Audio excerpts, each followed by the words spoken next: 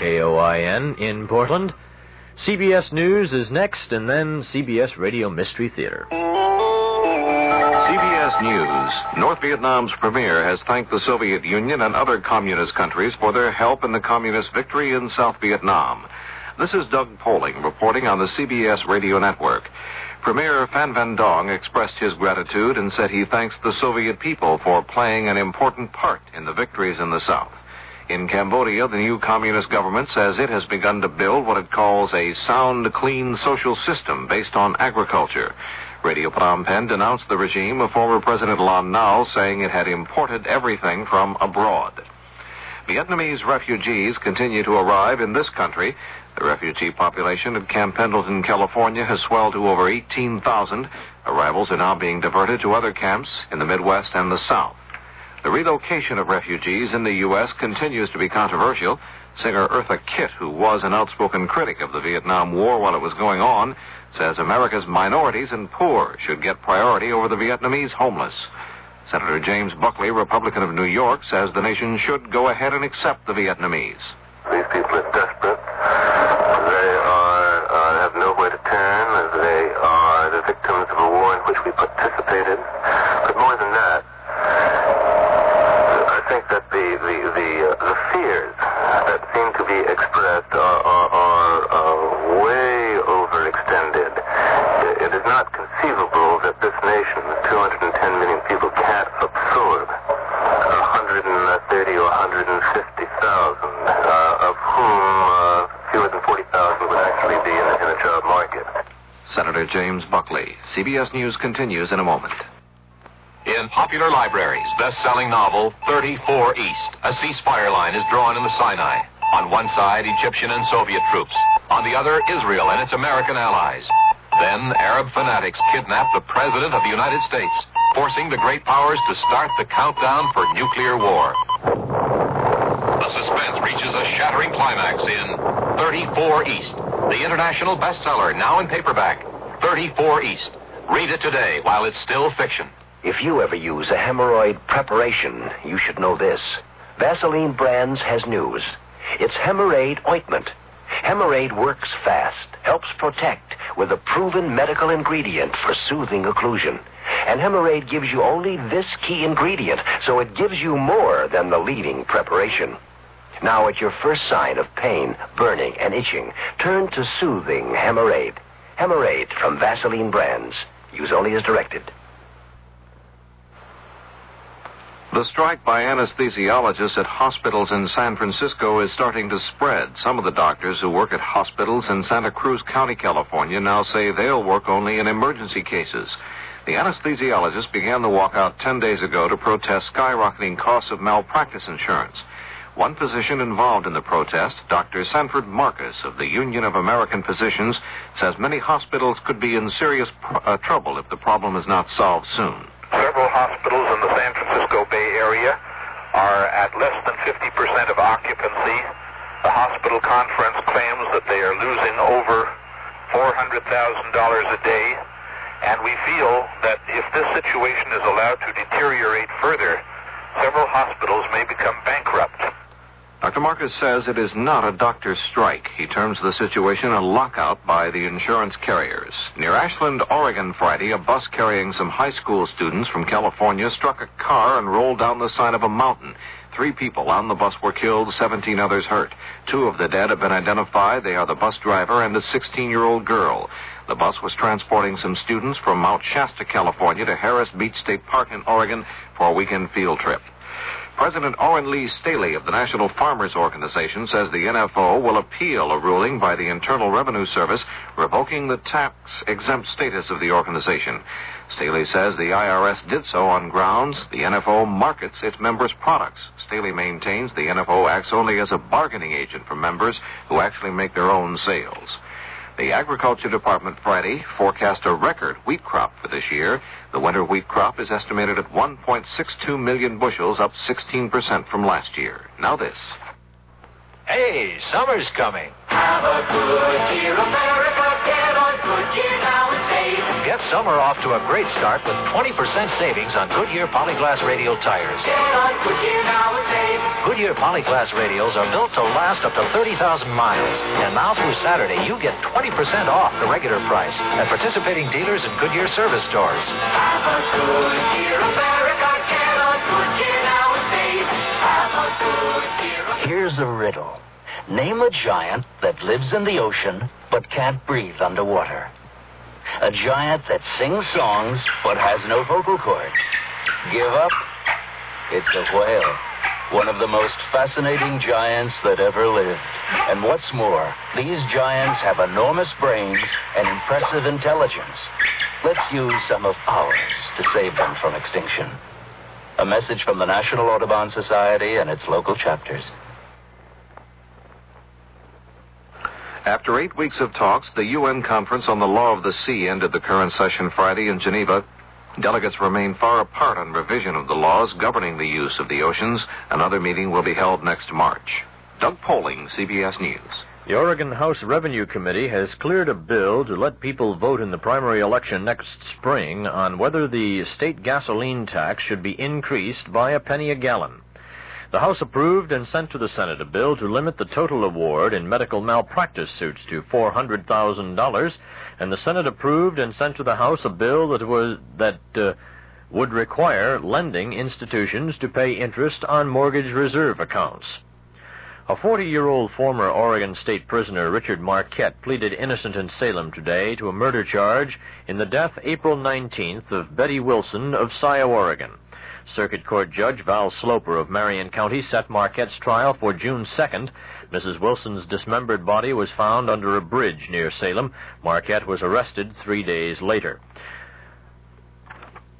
A report by the U.S. Soil Conservation Service and the National Weather Service predicts excellent water supplies for much of Oregon this coming summer. The snowpack ranges from 50% above average in the northern portion of the state to 4 times the normal amount in the southern portion. And all of the state except the Central Cascades got more precipitation than normal during the past month. A research group says the Public Utility Commissioner's staff is not doing its job of representing the consumer's side in a rate increase request by Pacific Northwest Bell Telephone Company. The Oregon Student Public Interest Research Group made the claim in a report. It criticizes the staff's support of the telephone company's request to charge 20 cents for each call for directory assistance and for each call from a pay telephone. The weather for the Portland metropolitan area: variable cloudiness tonight, Saturday, and Sunday. Increasing chance of afternoon and evening showers or thunder showers. Little cooler Saturday with the highs in the middle 70s, lows near 50 degrees, highs Sunday in the middle 60s, light winds tonight, and southerly at 5 to 15 miles per hour on Saturday. Chance of measurable rainfall, 20% tonight, 30% Saturday, and 60% Saturday night. Right now in downtown Portland, the temperature stands at 63 degrees. That's KOIN News to 11:08. I'm Bill Garrity.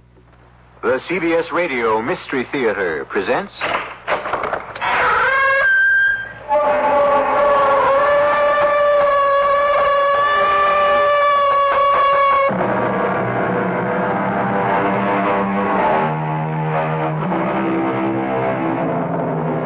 Come in. Welcome. I'm E.G. Marshall. The Bible speaks of a voice that cries out in the wilderness. And yet, there is an even vaster wilderness than the trackless, arid desert that is spoken of in the book. This is a wilderness so terrifying that it stretches out even beyond infinity. It is a wilderness of boundless, limitless space.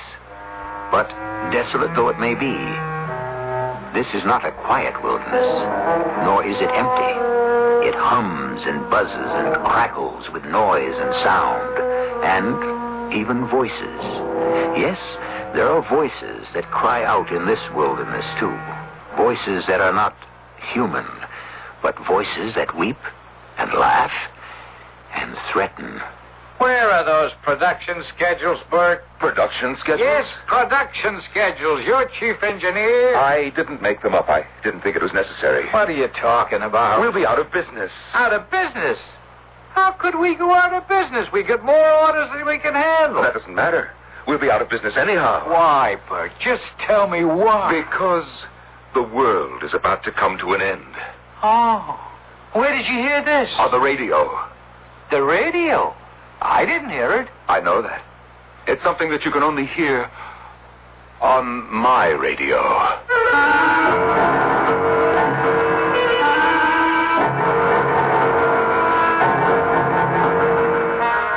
Our mystery drama, The Voices of Death, was written especially for the Mystery Theater by Sam Dan and stars Norman Rose. It is sponsored in part by Uncle Ben's Long Grain and Wild Rice and Buick Motor Division. I'll be back shortly with Act One.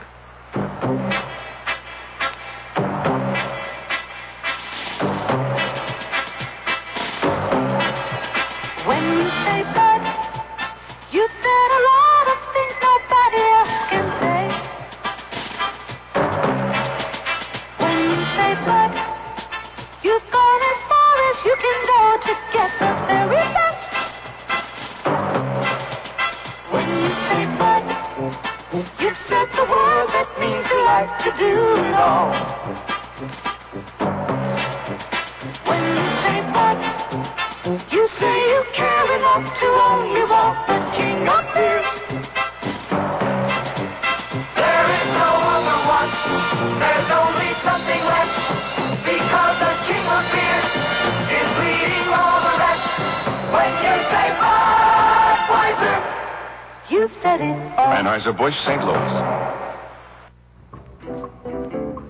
When you dine at the Captain's Corner, you found the corner on excellent dining in downtown Portland. It's a select menu at our Captain's Corner, proudly served in a warm, friendly atmosphere.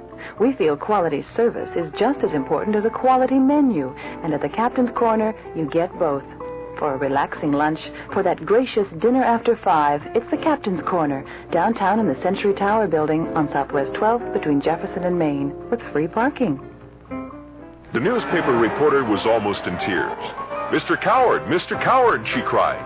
Haven't you anything to say to the star? Certainly, said Mr. Coward. Twinkle. Noel Coward's wit and music breezes onto the stage in the Blue Room at the Portland Civic Theater.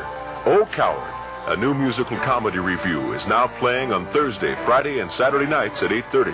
Call 226-3048 for reservations. Do your spring thing with Oh, Coward at Portland Civic Theater.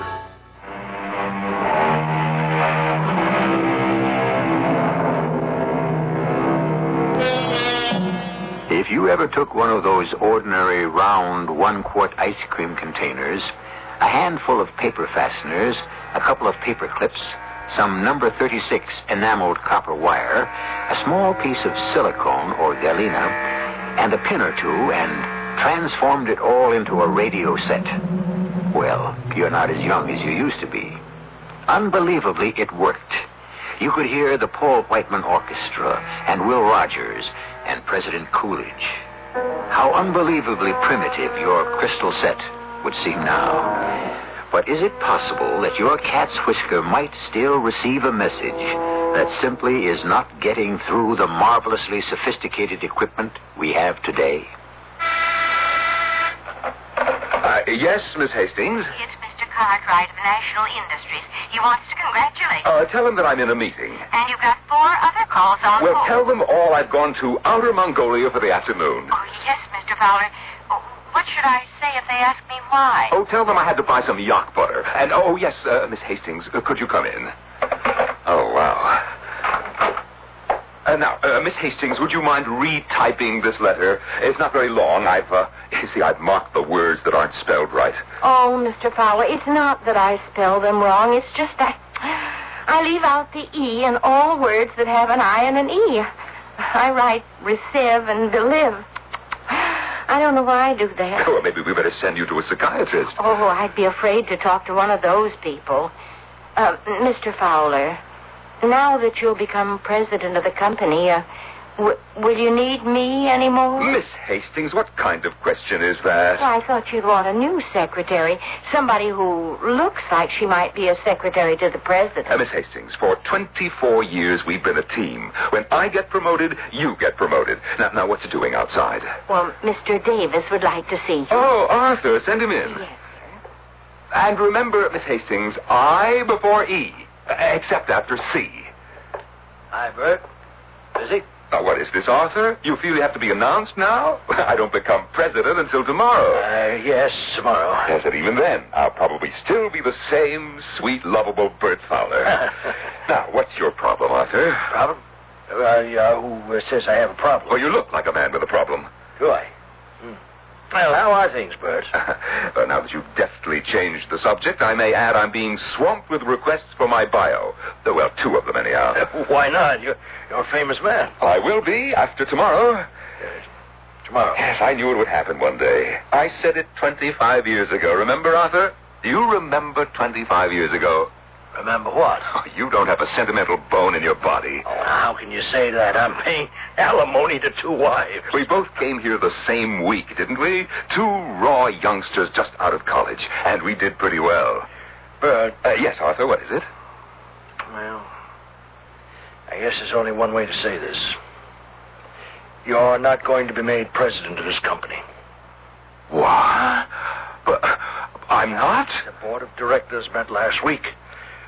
The decision was made to name Ron Anderson. Ron Anderson? Oh, you can't be serious. Now, the board wanted me to break the news to cushion the shock. Oh, I see.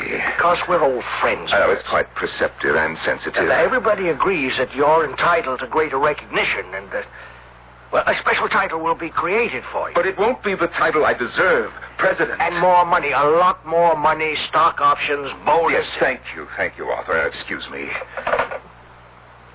Yes, Mr. Fowler? Take a letter, please. My personal stationery. Today's date. To the chairman of the board. Dear Frank, please accept my resignation, effective immediately. I'll sign it the moment you've finished. But you can't do it. I've just done it. Now, listen to me. Please don't. Just please. Mr. Fowler, did I just hear you say that... No, now, Miss Hastings, now please go back to your desk. I want that typed immediately. Don't you type one word. Now, everything's going to be just fine. You just go out to your desk, Miss Hastings. Now, Bert. The board of directors. There was no board of directors 25 years ago.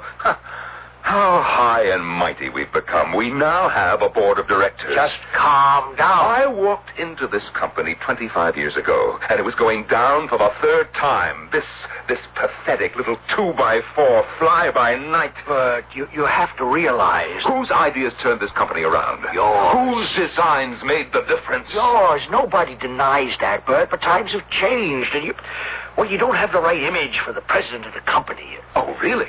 Let's talk about images, shall we? Who worked out the circuit that enables this company to create the world's best image on a screen? It's a new ball game. Well, if it is, you can play it. You represent the past. Bert, you're too old. What? At 53, I'm too old? No, it's the way you dress and the way you cut your hair and the way you impress people. You're just... Well, I guess the only way I can put it is that you're just too World War II-ish. Whereas Ronnie Anderson... Ronnie Anderson is an idiot. No, he's not really an idiot. It's just that he talks their language. Whose language? The language of the people who pull the buying strings today. It's the accent on youth. And he sports that long hair, and he wears clothes that are called mod or whatever. And well, he's just that fresh, bright, vibrant image the board thinks that this company needs. But he doesn't know one end of a receiver from the other. He doesn't have to, Bert. The engineers don't run companies anymore. You know that. It's all in the hands of the marketing people. Well, if you'll excuse me, Arthur, I'd like to clear my desk and go home. Where are you going? You heard me. I said I'm going home. Are you? Tell me, Bert. Where's home? Where's home? It's here. And what's home? This company. It has been your wife, your kids. What else do you have? Will you excuse me, Arthur? You gave everything to this company. The company is all you have to show for your life.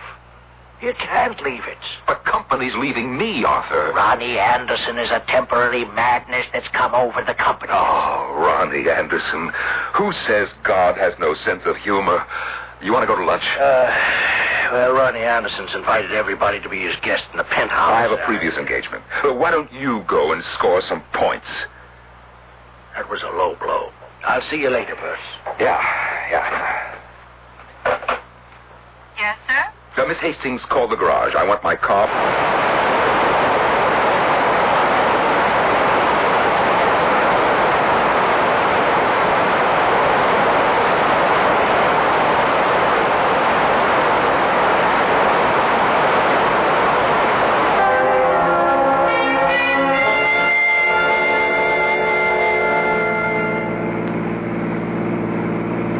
Thank you for lunch, Mr. Fowler.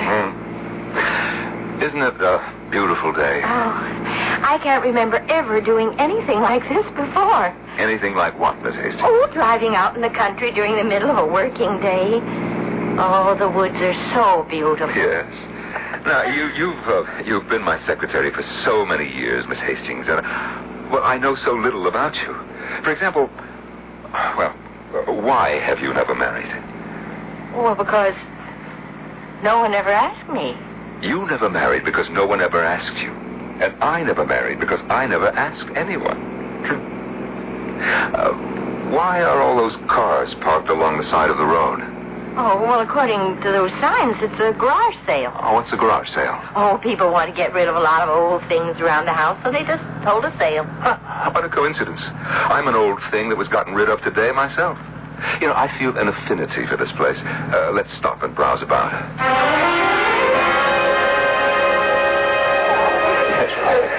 Oh, I've never seen so much junk. Oh, usually you see some old books and pictures. You see that stuff over there, Miss Hastings? It's typical of what you'd see in a home about, 50 years ago. Look, there's an old, broken-down, wind-up phonograph, a clothes dummy, a coffee grinder, and Mr. Fowler? Mr. Fowler, are you all right? No. Oh, no, it can't be. Mr. Fowler, you're so pale. But it's mine. Mr. Fowler, something's wrong. Miss Hastings, you see that thing on the table? It looks like a round container with some wire wrapped around it. Oh, yes? See what price is marked on it, Oh, there isn't any. Oh, the woman at the gate. Ask her how much she wants. Oh, Mr. Fowler, you're shaking. Are you ill? No. Find out how much she wants. I have to have it.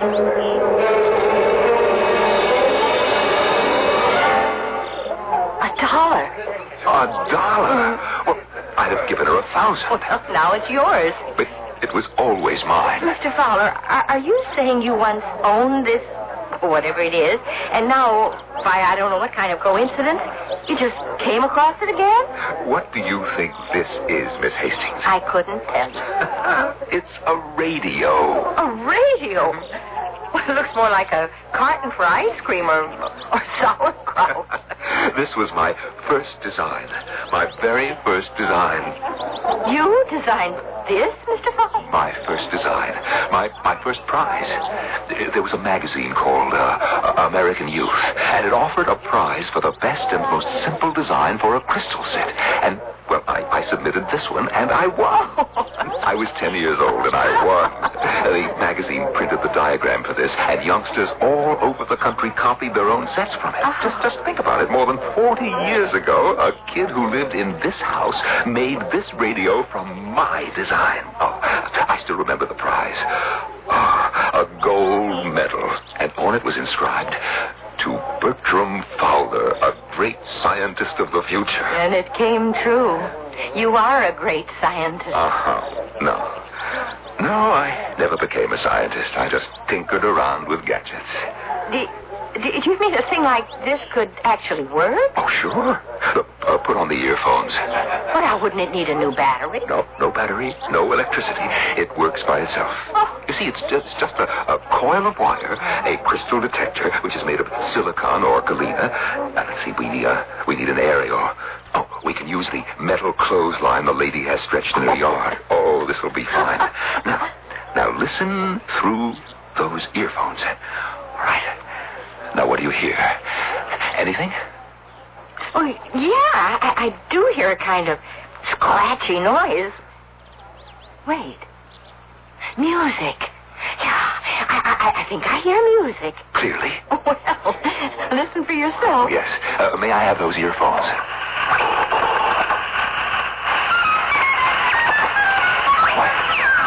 Why, that's the music of Paul Whiteman, King of Jazz. This has been brought to you from the Grand Hall of the Ritz-Carlton Hotel in New York Paul City. Whiteman. But it's not possible. And now for the news. President Coolidge said today that he will call for a 3-hour naval conference in Geneva, Switzerland, to be attended by Mr. Fowler, what's wrong? Oh, somebody help me. We need a doctor. Please. Oh, Mr. Fowler, don't faint. Anyone would have a right to pass out if he tunes in the news and he gets the bad news of 1927. But why is he picking up that kind of news and that kind of music now? What kind of radio set did our friend Bert Fowler design, anyhow? I'll be back shortly with Act 2. Hi, I'm Burl Ives. You know, I've been telling you that Uncle Ben's long grain and wild rice is a wonderful way to make an ordinary meal a great meal, and to keep a great meal from becoming ordinary.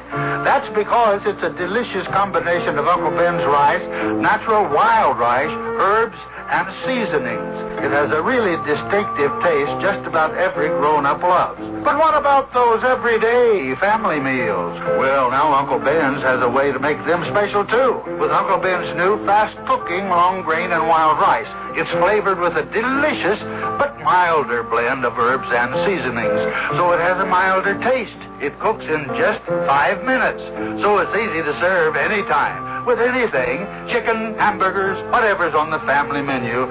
So try Uncle Ben's new 5-minute fast-cooking long grain and wild rice. The whole family will love its milder taste.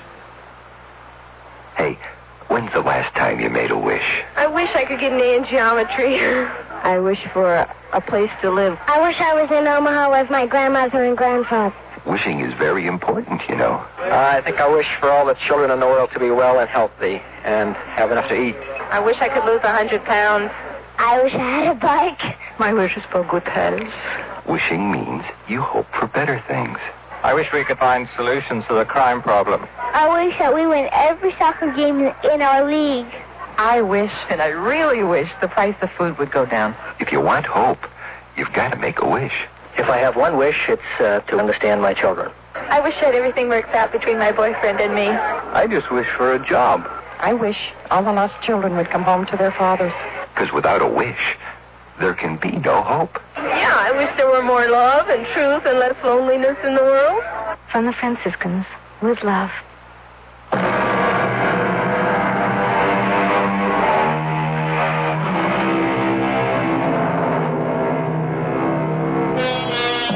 I shot an arrow into the air.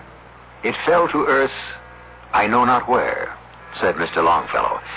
But the fact of the matter is, the arrow did fall, finally, to the earth. There is evidently then a significant difference between arrows and words. When you shoot or utter or discharge, however you want to put it, a word into the air, apparently it never falls to earth again. It enters the ether and stays there forever. Or does it? How else may we account for the fact that Bert Fowler is now hearing words that entered the airwaves more than 45 years ago? You say that you heard an actual Paul Whiteman broadcast. And I heard a news broadcast, which could only have been made in 1927. Why? Because it was about the conference to restrict the number of battleships. Mm-hmm. It was called by President Coolidge. You've heard of him. Yes. And you heard all this on that ice cream carton? This ice cream carton is actually a variable inductance tuning coil, a crystal detector, and... look, Doctor, I don't want to get into anything here. I know what I heard. Well, when Miss Hastings brought you here to my office, she said that you'd had a very shattering experience earlier in the day in your business affairs. Yeah, you could say that. Well, that was one shock to your system.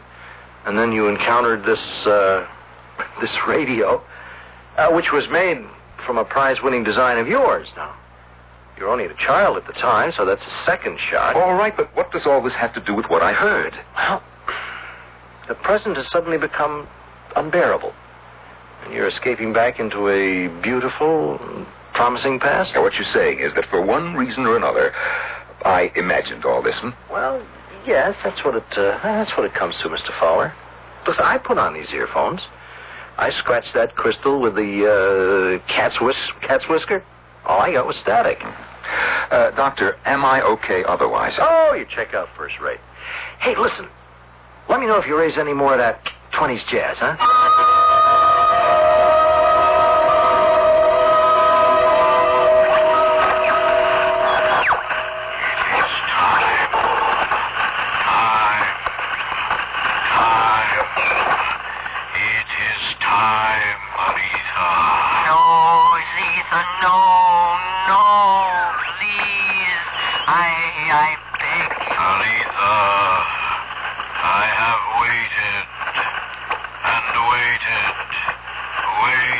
Mr. Fowler. Mr. Fowler.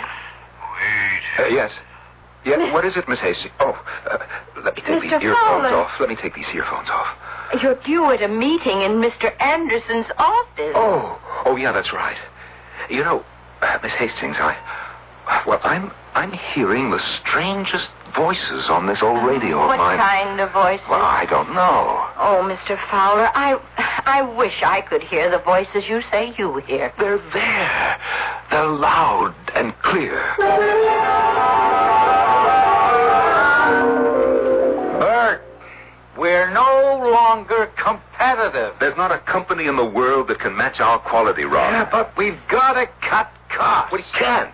You mean you can't? If you know someone who can produce this quality for less money, well, I'll step aside. How about less quality? There goes the reputation of this company. Well, don't you worry about our reputation. I have to. I created it. Why didn't you resign, Bert? You know, I'd have resigned if they'd named you president. That would be the easy way out. Well, you'll simply have to find some shortcuts. If you put us back with the rest of the pack, why should people buy our product? That's my job, marketing. You turn it out, I sell it. Just like that, huh? You're not keeping up with the current market. Neither is your friend, Arthur Davis. What about Arthur? Well, I almost fired him today. Why? He has a lot to learn about publicity. That little thingamajig of yours, that crystal set, just because it won a prize almost 50 years ago, he thought it was worth sending word to the press. For that you'd fire him? Here's that old magazine. It's dead and gone, and pictures of kids in short haircuts and knickers, and this crazy-looking carton with all those clips and fasteners. And you're our executive engineer. Ron, you may have missed the point. The image is old-fashioned. The direction is backwards. Nobody cares about yesterday, Bert.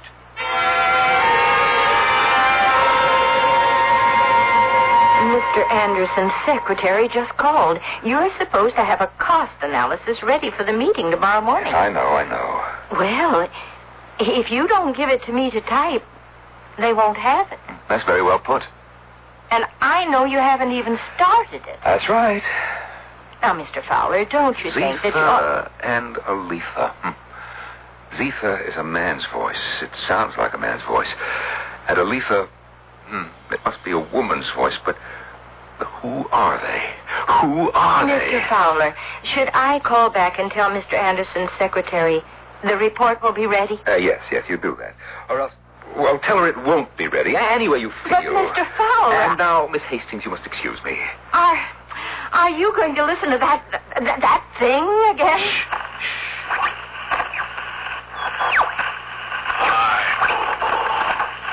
It's time, Marita. No, Zitha, give them a chance. How many chances? How many? One more. You say one more. I give one more. Then they do something even more frightful. The children of today, they are different. There's so little space, so few planets that are green. Another chance. Another chance. Either you and I, we would use the space wisely. What space? What space? Young men and women, they will be different.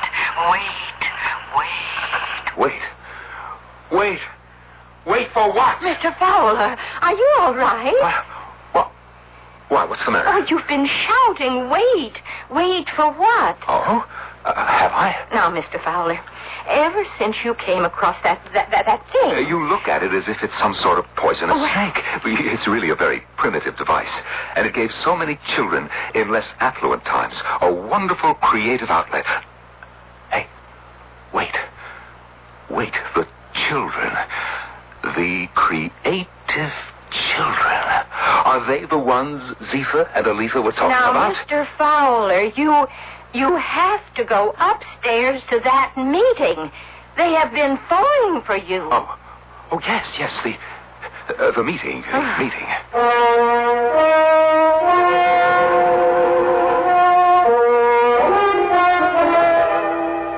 I don't see where there's a reduction in any of these costs, Bert. That's right, Ron, you don't. I thought we agreed that we would cut costs. No, as a matter of fact, I think we have to increase them. You know what you're saying. Certainly. I'm the president of this company. I set the policy. I am not aware that the board has canceled its commitment to quality. I see. So you want to take this to the board? Absolutely. You're supposed to be the hotshot, but how much ability does it take to sell cheap junk? If you're any good, you should be able to sell quality. I would like to remind you that the board has already chosen me over you. Then what are you worried about?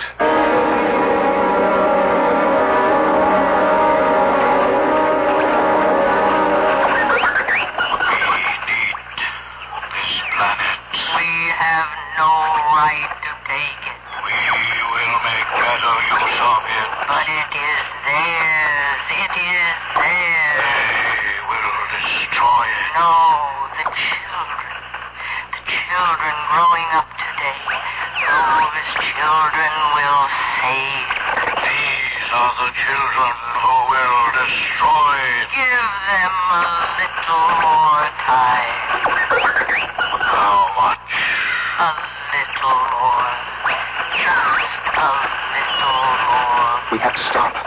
Do you hear, Miss Hastings? We have to stop. Mr. Fowler, I don't understand you. What are you saying? We have to stop. Stop what?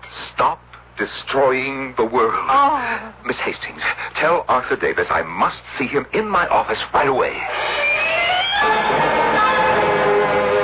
Arthur, I want you to contact the science editors and writers of all the newspapers, magazines, and wire services. What for, Bert? What for? I'm going to hold a press conference, that's what for. Well, what?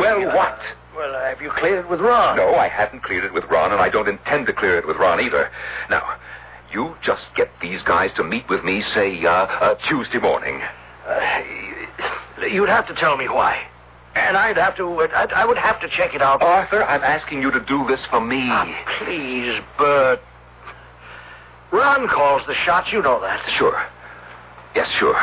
Okay, Arthur, I'm sorry that I asked. Look, Bert, I am on your side, but you understand my position. Oh, absolutely. And so why don't you leave before we both burst into tears? Yes, sir?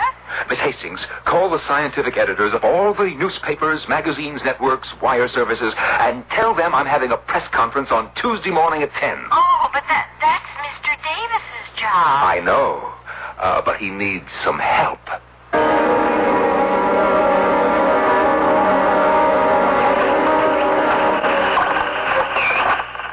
Wait, Zeta. I beg you, wait. Every day, they do further damage, wreak greater havoc, sow sorrier destruction. It will be too late. Give them just a little more time. More time. Now, what I have just played back for you, ladies and gentlemen, is the tape recording of voices that were picked up on this old crystal detector. The message is clear. The world is in danger. It will be taken over by another race or kind or call it what you will, unless... What is this guy? No, wait. No, wait, please. Don't go. Listen. Listen to me. Please listen.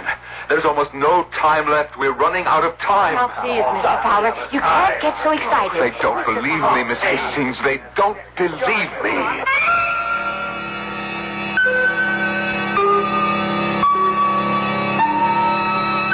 Well, do you believe him? The air of the night is filled with voices, and not all of them are heard by everyone. It is said that some men hear the rhythm of a different drummer. What about the rest of us?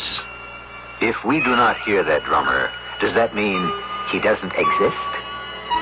Right now, all we're sure of is this. You exist, and I exist. And I shall return in just a few moments with Act 3. There are times when you feel like rolling, when the whole world's standing by, and you know just where you're going, and you know you're riding high. When the rest of the world is crying, you hit the road and you climb, 'cause you're a free spirit, one of a kind. There's a lot of free spirit at your Buick dealers. If you're thinking about a new car, he has lots of bright, shiny, free-spirited Buicks for you to choose from. If you're thinking used car, your Buick dealer has a good selection of those, too. If you want a checkup for your present Buick, or to get your car in shape for a trip, his service department has everything it takes. Free spirit at your Buick dealer. It's part of every deal. Free spirit, one of a kind.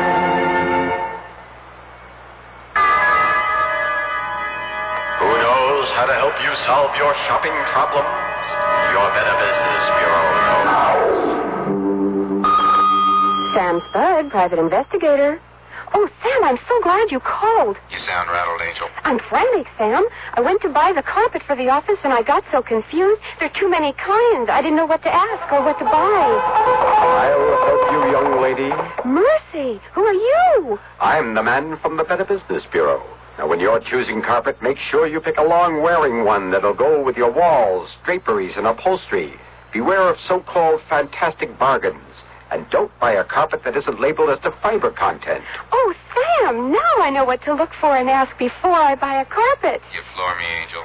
Just another helpful tip from your Better Business Bureau.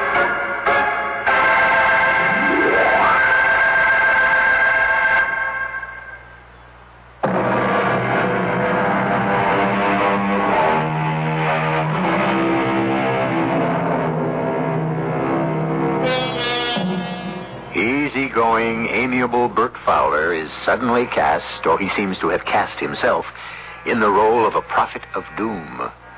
A role that is certainly alien to his nature, but one that he seems powerless to reject. Prophets of doom, historically, don't do very well. Indeed, most of them come to a rather unfortunate end. Is this the fate that awaits our Bert Fowler? Gentlemen, this meeting was called originally to acquaint this board with some fundamental policy differences between Bert Fowler and me. But that is insignificant now. Anyone who has read the papers, who has seen or heard the news broadcasts, is aware of the fact that Bert Fowler has made this company a laughingstock. You had no right to call a press conference. Gentlemen, please listen to me.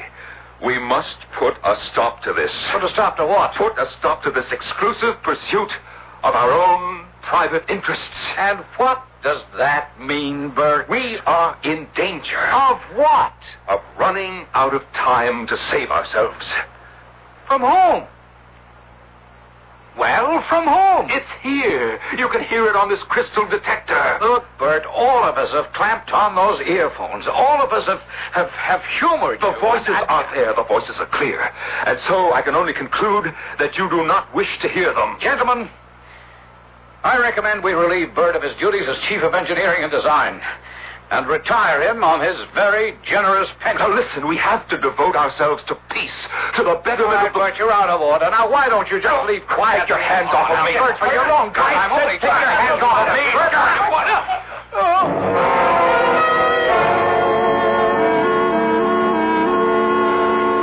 Not so good, Mr. Fowler. Oh, I don't know what came over me, Doctor. A fine crusader for peace you turned out to be. You slugged the first guy who disagrees with you. Yeah. Doctor, what am I doing here in this hospital? Well, you're going to be observed. What does that mean? Well, this will give you a chance to cool off. I will write a high-sounding report filled with all kinds of technical statements that no layman could understand and no two doctors would agree on. I do hear these voices. Yes, of course. Then you admit they exist. I agree that you hear them. Oh, Doctor, what am I going to do? Face reality. What I hear is real. Well, there are many realities. And the problem is, you have to get along with the one that's popular. Now, the voices you hear are your voices, Mr. Fowler. They remind you of a happier time. No, I am not talking about the news and the music. I mean Zephyr and Aletha. Aletha and Zephyr. Yes, A to Z. See, that's how you see your life. It's completely fouled up. It's no wife, no kids, no real fame. You know, it's a brilliant potential that was never realized. That's how you account for it. Bert, I'm on your side. I think the whole thing is absolutely wild. According to Aletha and Zephyr, the young people of my generation should have turned things around. I guess we only made them worse. How about your generation, Doctor? Well, we make a lot of noise, but we'll get older, too. But, Doctor, if we do nothing, the world will come to an end. You want to know what I think? I think the world came to an end a long time ago.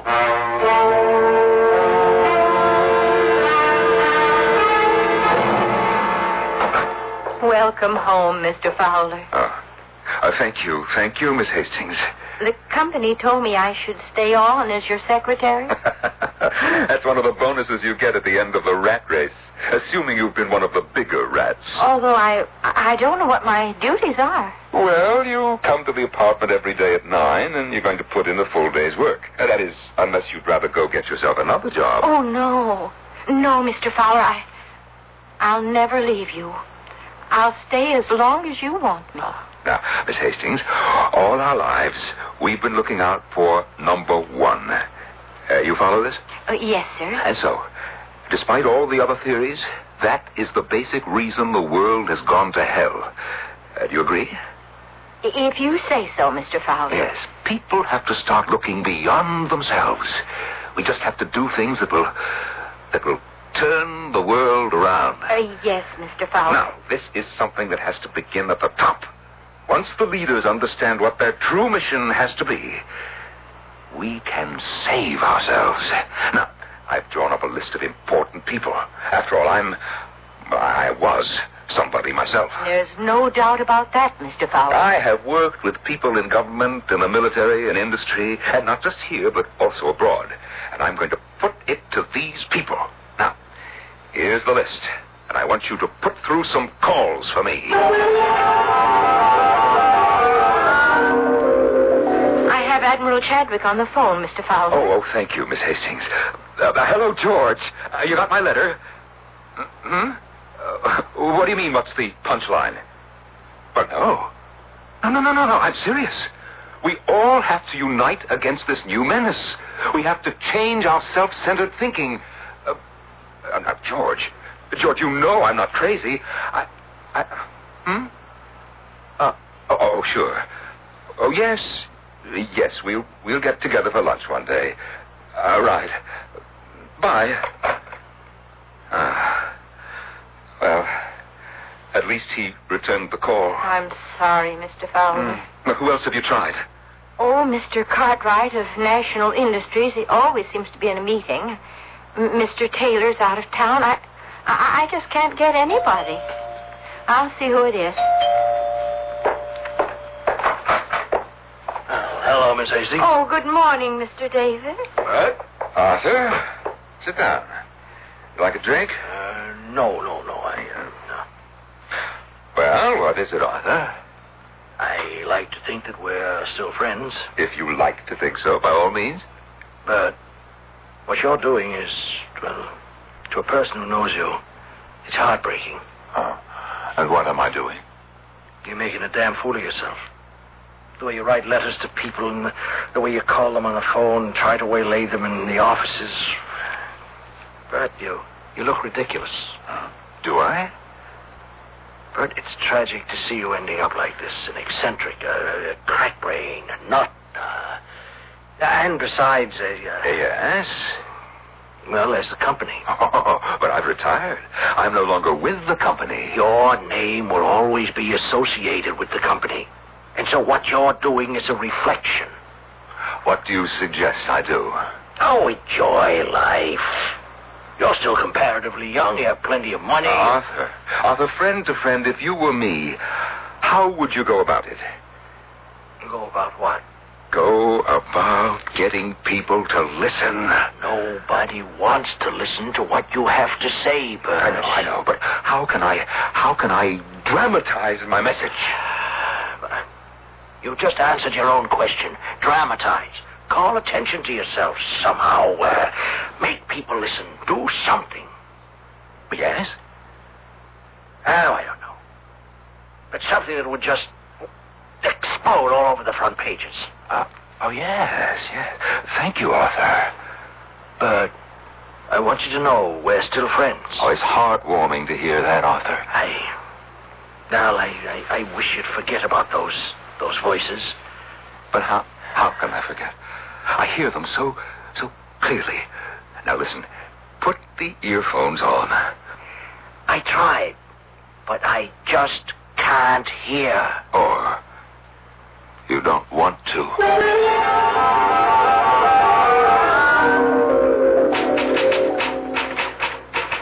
Miss Hastings, what are you doing? Oh, I'm typing your letter to the President of the United States and a copy for the Premier of the Soviet and the Prime Minister of China. Well, just hold off on that for a little while. Oh, yes, sir. Miss Hastings, you don't think that I'm crazy, do you? Oh, no, sir. Well, take the rest of the day off. I'm thinking of trying a different strategy. Yes, sir. Arthur was right. He said I should try something that would explode all over the front pages. Now, what do you mean, Mr. Fowler? I simply have to make people take me seriously.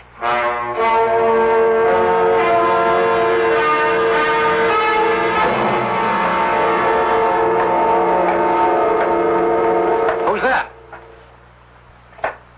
What? Bert, it's you. Yes, Ron. It's me. What are you doing here? Oh, I got lonesome for the place. I thought I'd come by for a little visit. At 10 o'clock at night? Well, you're still here, Ron. Wait. What have you got in that valise? What do you think I've got? I'm going to call a security guard. I just saw him. He's asleep. But he's outside. He won't get hurt. What have you got in that valise? Fuses. Wiring. For explosives. Well, you're crazy. Nobody wants to listen. I'll have you thrown into jail. Get out of here. I don't want anybody hurt, not even you. This place will go up in 30 seconds. Well, you're a maniac. Run for your life! You run! Why are you standing there? Because it's my company. I'll stay with it. You're out of your mind. Better run for your life!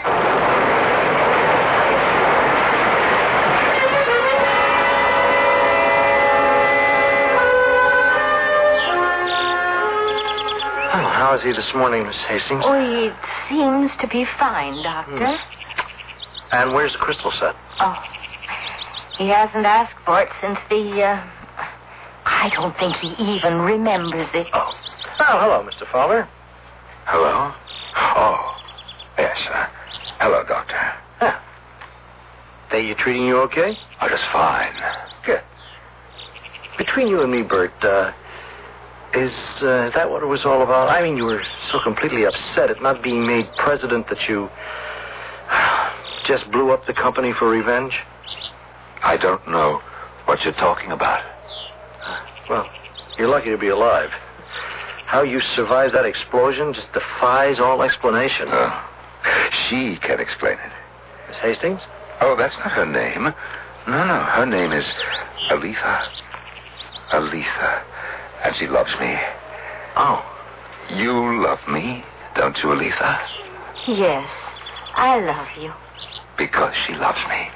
That's the reason the world is still ours. She doesn't want me to be destroyed with everyone else. Oh. Well, all right. Do you understand, Doctor? I tried. Yes, but no one wanted to listen. And the world will only last as long as I live. And afterwards? Zitha and Aletha will take it for their own people. Isn't that so, Aletha? Yes. Yes, Mr. Fowler. That's so. Well, I guess it's up to me to keep you alive for a long, long time, Mr. Fowler. Oh, thank you. Thank you, Doctor. I want to stay with her as long as I can, because I love her. I always loved her.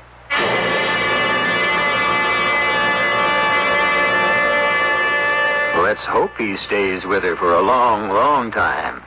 Because if her name is Aletha, we are all only safe as long as Bert Fowler lives. Well, you must admit the end of the world could happen any time for any number of reasons. Just add Bert Fowler to the list. At any rate, I'm reasonably sure the world won't end before I come back in just a few moments. In popular libraries, best-selling novel 34 East, a ceasefire line is drawn in the Sinai. On one, Soviet troops. On the other, Israel and its Americans. Then, Arab fanatics kidnap the President of the United States, forcing the great powers to start the countdown for nuclear war. The suspense reaches a shattering climax in 34 East, the international bestseller, now in paperback. 34 East. Read it today while it's still fiction. Last year, this kid came close to being just a name on a tombstone. What saved him was Ellen Costigan. She knew what to do because we taught her life-saving. That's the whole business of the American Red Cross. Sometimes we do big life-saving jobs like sheltering 500,000 people. Sometimes they're little, like helping an old lady get to the supermarket. Life. It's worth saving. What a shot! Give us a hand. All right.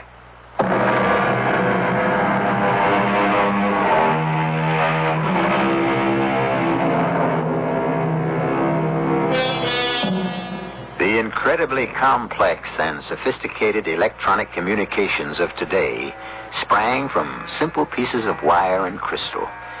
The fantastically complicated jet airplane originated in some pieces of wood, cloth, and bicycle wheels.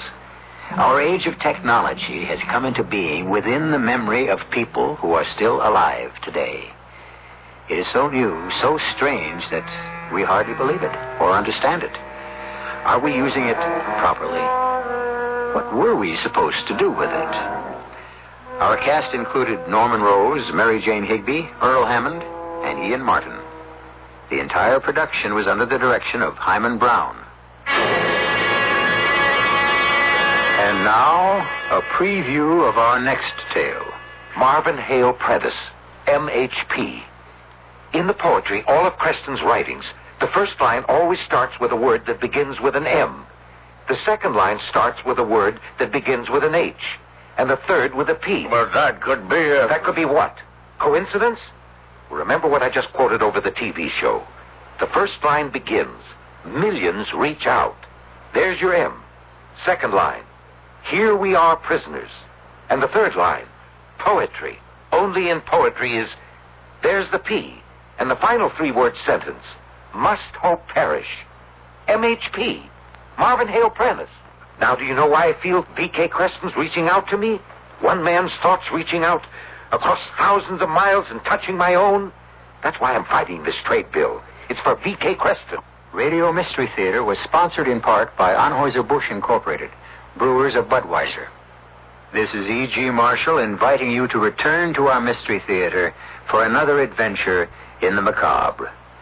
Until next time, pleasant dreams.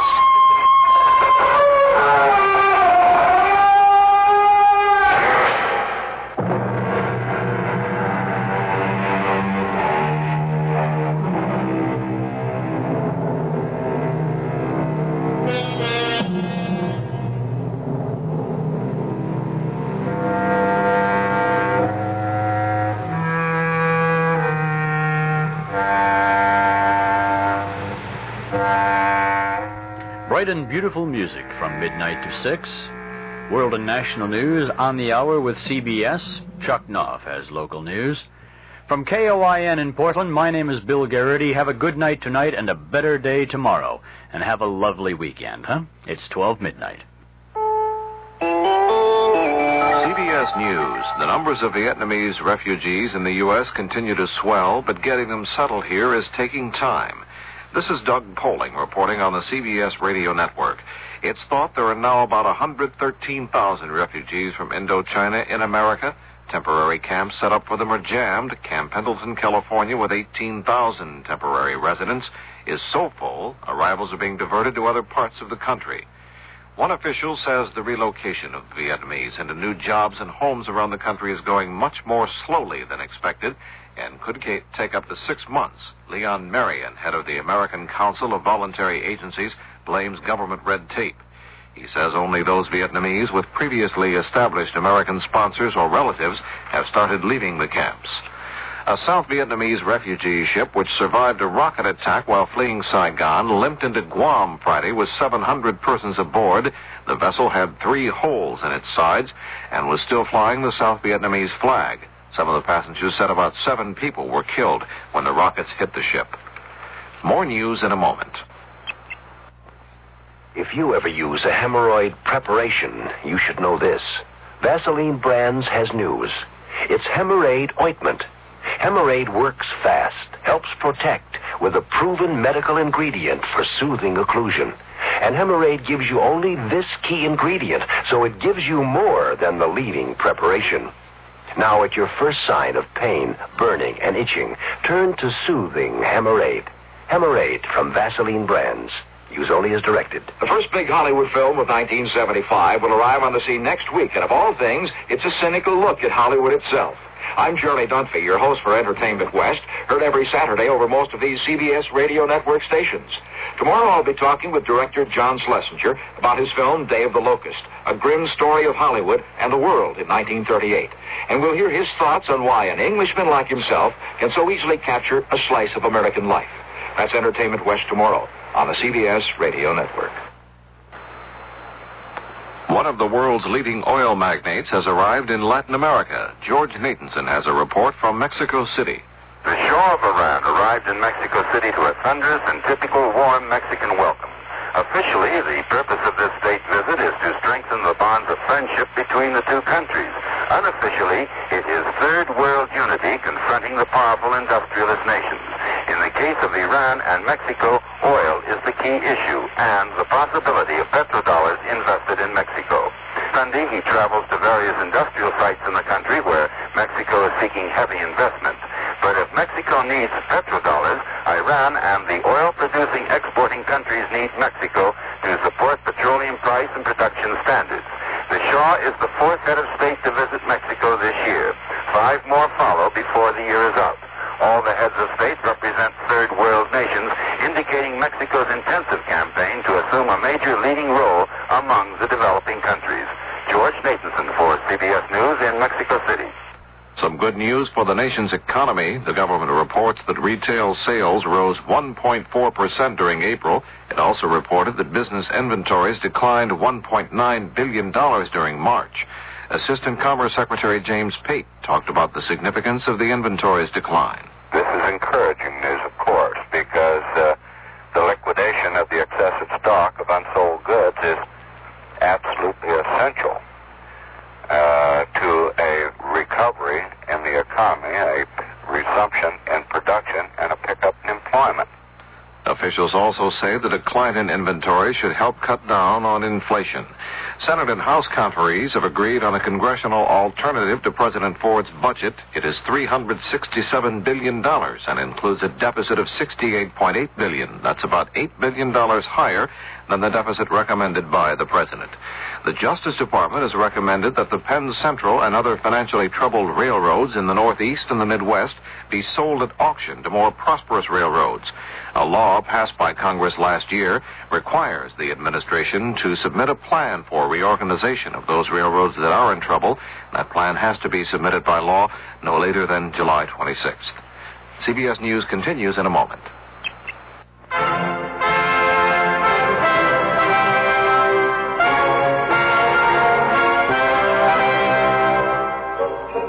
God we trust. America speaks.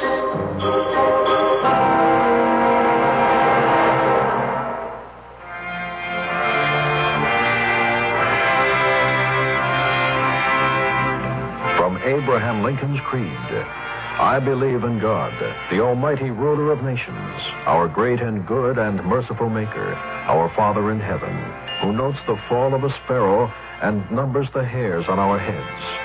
I have a solemn vow registered in heaven to finish the work I am in full view of my responsibility to my God, with malice toward none, with charity for all, with firmness in the right, as God gives me to see the right. Presented by the Catholic Communications Foundation. A federal health official told a congressional hearing on Friday that a birth control pill for males may be available in 5 to 10 years. Dr. Philip Korthman of the National Institute of Health said current research into such a drug is producing promising results. Doug Poling, CBS News.